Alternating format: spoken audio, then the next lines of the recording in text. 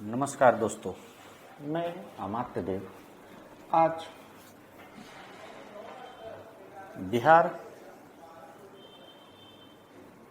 BPSC के लिए हिंदी भाषा और साहित्य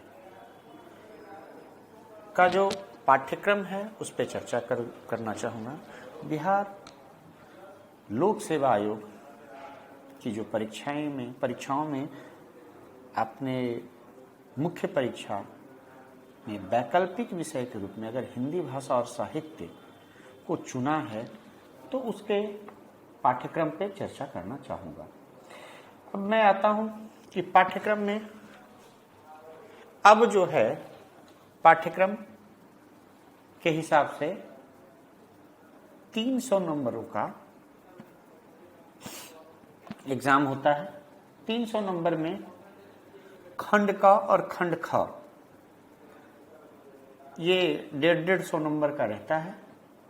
खंड क में भाषा और साहित्य का इतिहास हो जाता है और खंड ख में गद्य जो साहित्य हैं वो पढ़ना होता है, जिसमें गद्य और पद्य आ जाते हैं। इसे थोड़ा हम विस्तृत रूप से समझने की कोशिश करते हैं कि इसका पाठ्यक्रम में कौन कौन सा पाठ आता है। अगर हिंदी भाषा और साहित्य की बात करें तो अगर हम करें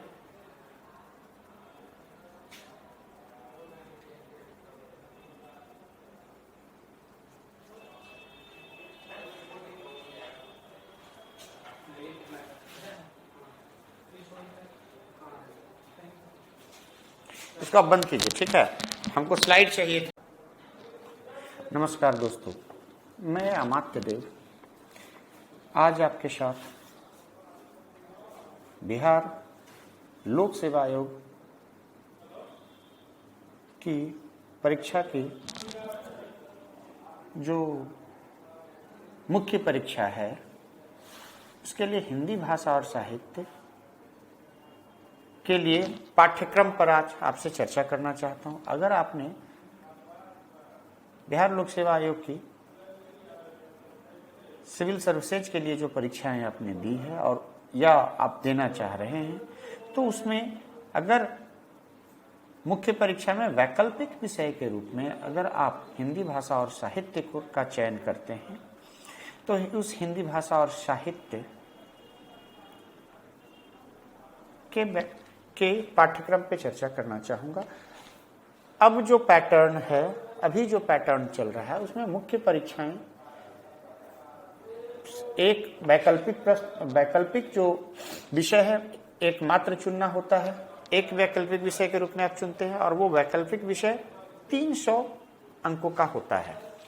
तो अगर हिंदी भाषा और साहित्य की मैं बात करूं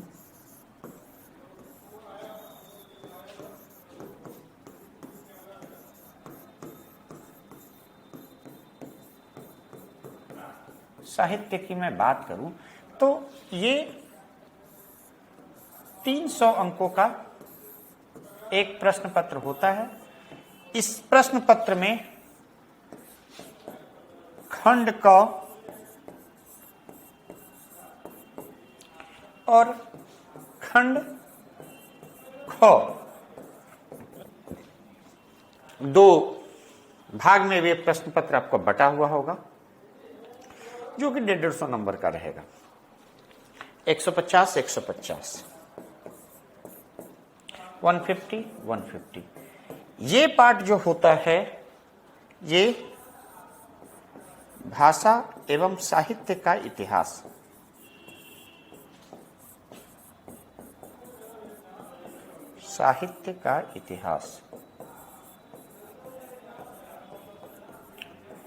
ये पाठ जो है आपका साहित्य का पाठ है जो आपको अनुमोदित है आपके पाठ्यक्रम में। साहित्य में 2 पाठ हो गए, गद्य और पद्य, ठीक है। यही पैटर्न आपका रहेगा। अब इसमें इस पैटर्न में अब आपको क्या सब्जेक्ट के हिसाब से क्या क्या पढ़ना है, ये महत्वपूर्ण है, इसकी जानकारी महत्वपूर्ण है। तो मैं आता हूं कि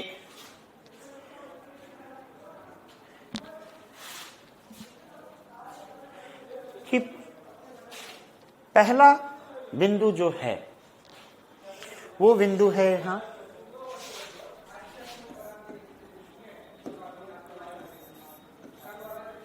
भाषा का इतिहास।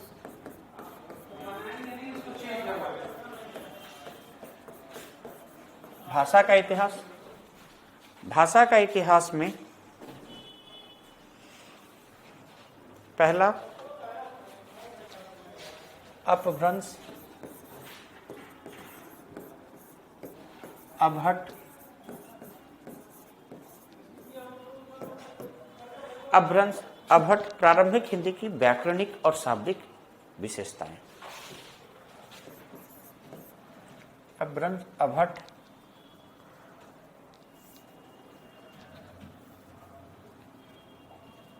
और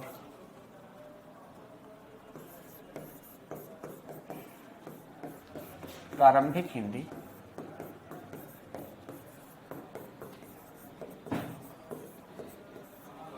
हिंदी की व्याकरणिक और शाब्दिक विशेषताएं।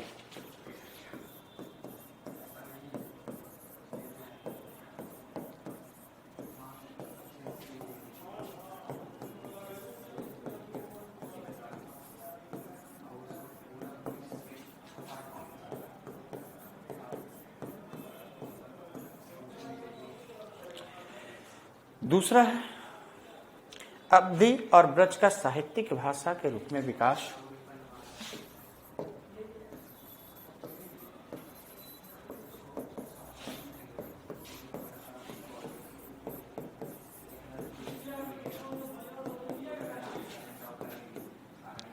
अवधि और ब्रज का साहित्यिक भाषा के रूप में विकास।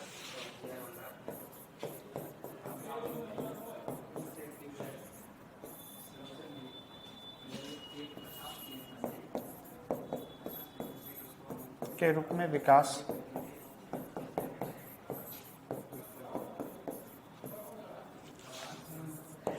तीसरा बिंदु है 19वीं सदी में खड़ी बोली का साहित्यिक भाषा के रूप में विकास।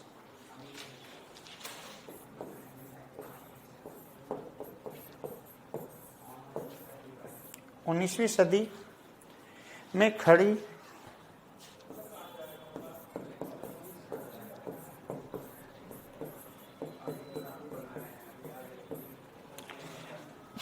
बोली का साहित्यिक भाषा के रूप में विकास।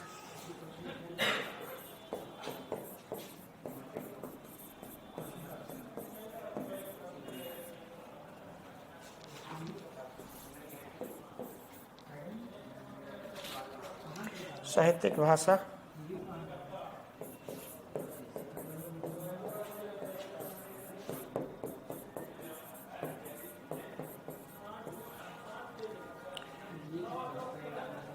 अब मैं चौथा टॉपिक है हिंदी भाषा और देवनागरी लिपि का मानकीकरण।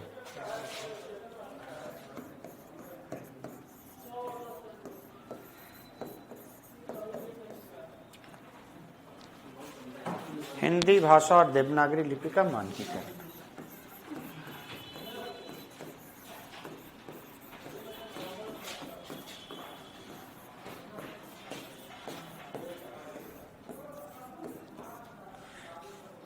हिंदी भाषा और देवनागरी लिपि का मानकीकरण।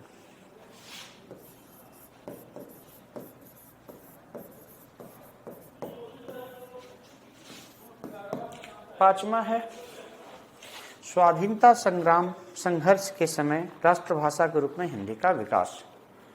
स्वाधीनता संघर्ष के समय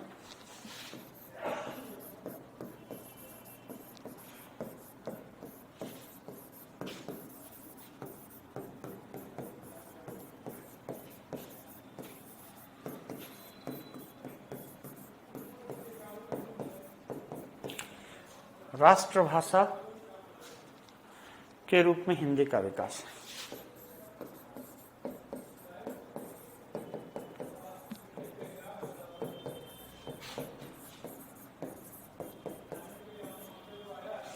छठा है स्वतंत्रता के बाद भारत संघ की राजभाषा के रूप में हिंदी का विकास।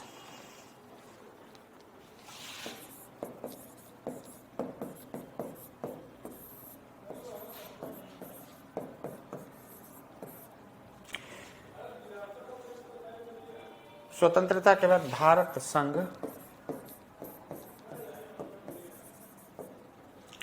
भारत संघ की राजभाषा के रूप में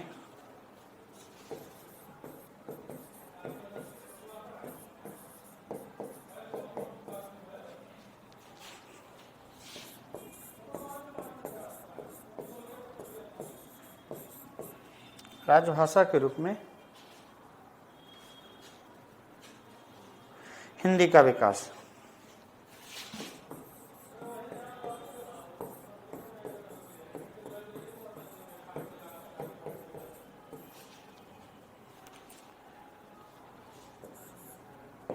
सातवां है हिंदी का तकनीकी एवं प्रायोजनिक विस्तार।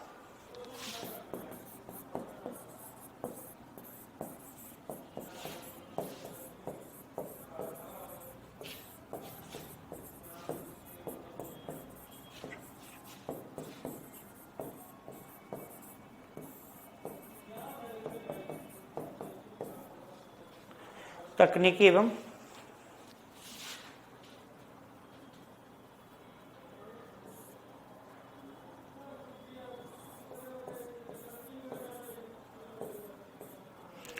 प्रयोजनिक विस्तार। ठीक है। हिंदी की प्रमुख उपभाषाएं और उनका पारस्परिक संबंध।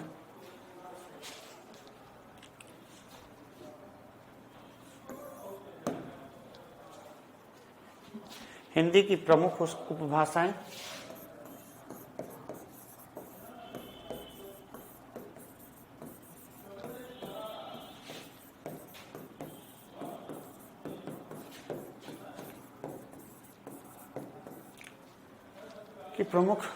उपभाषाएं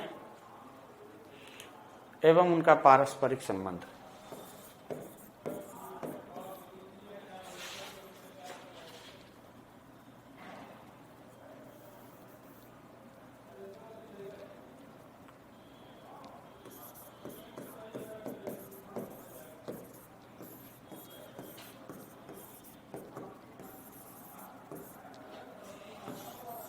नौवां टॉपिक मानक हिंदी का प्रमुख व्याकरणिक संरचना।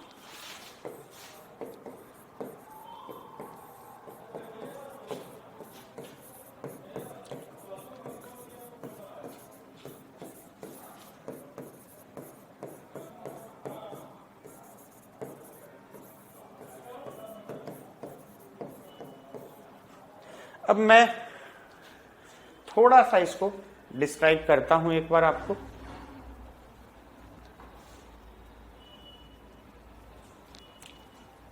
भाषा का इतिहास।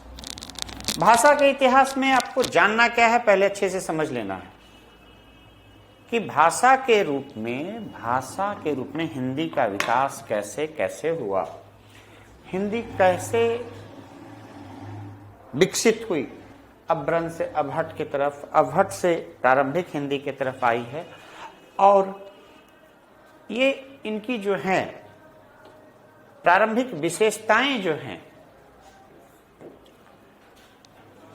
व्याकरणिक और शाब्दिक विशेषताएं, अभ्रंश में कैसे शब्द हैं, अभट्ट में कैसे शब्द हैं, प्रारंभिक हिंदी में शब्दों का संरचना क्या है, उनके व्याकरणिक स्ट्रक्चर क्या है, ये जानना है। फिर अवधि और ब्रज भाषा का साहित्यिक भाषा के रूप में विकास।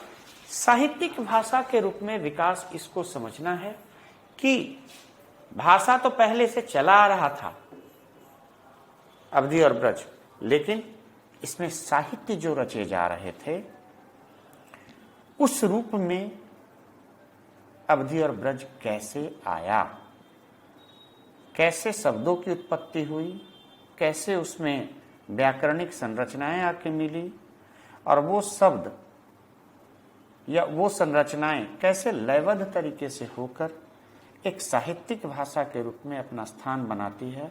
और आप समझेंगे और आगे हिंदी सेकंड पेपर में देखेंगे कि अवधि और ब्रज में कई रचनाएं की गई, तुलसीदास हैं, सूरदास हैं, ये सब आपको पढ़ना है। तो एक साहित्यिक भाषा के रूप में इसका विकास कैसे हुआ। फिर आइए 19वीं सदी में जो खड़ी बोली है, जो अभट और अभ्रंश और प्रारंभिक हिंदी से सफर तय करते हुए भाषा जो खड़ी बोली के तरफ आ रही थी, जो दिल्ली में जो खड़ी बोली आज के डेट में मैं शब्द का प्रयोग करते हुए हम लोग जो बोलते हैं, वो खड़ी बोली के रूप में विकास हुआ और ये साहित्यिक भाषा बन जाती है। उसका विकास कैसे हुआ। अब मैं आता हूं कि जब साहित्यिक भाषा के रूप में विकास हुआ तो हिंदी भाषा, मैंने पहले पिछले वीडियो में बताया था कि हमारा हिंदी की लिपि कौन सी है, देवनागरी लिपि। तो ये लिपि में हम क्या करते हैं, अपने संप्रेषण को करते हैं। संप्रेषण का तरीका दो है, एक तरीका है मौखिक, एक तरीका है लिखित। तो जो लिखित तरीका है, लिखित तरीका के लिए हमको लिपि का प्रयोग होता है और वो लिपि हिंदी साहित्य के लिए है देवनागरी लिपि। तो देवनागरी लिपि का मानकीकरण, हिंदी भाषा और देवनागरी लिपि का मानकीकरण का मतलब हुआ कि वो ऐसा मानक उसके लिए तय हो कि शब्दों का संरचना इस तरीके का होगा, कोई शब्द स्त्रीलिंग है, पुल्लिंग है, उसकी व्याकरणिक स्ट्रक्चर एक फिक्स हो। ये इस रूप में उसका मानकीकरण किया गया। खड़ी हिंदी भाषा और देवनागरी लिपि दोनों का मानकीकरण आपको इसमें पढ़ना, क्योंकि साहित्यिक भाषा के रूप में जब विकसित होता है, भाषा जब विकास के दौर पे होता है, जब विकसित होते रहती है, तो उसका स्टैंडर्डाइजेशन बहुत जरूरी होता है।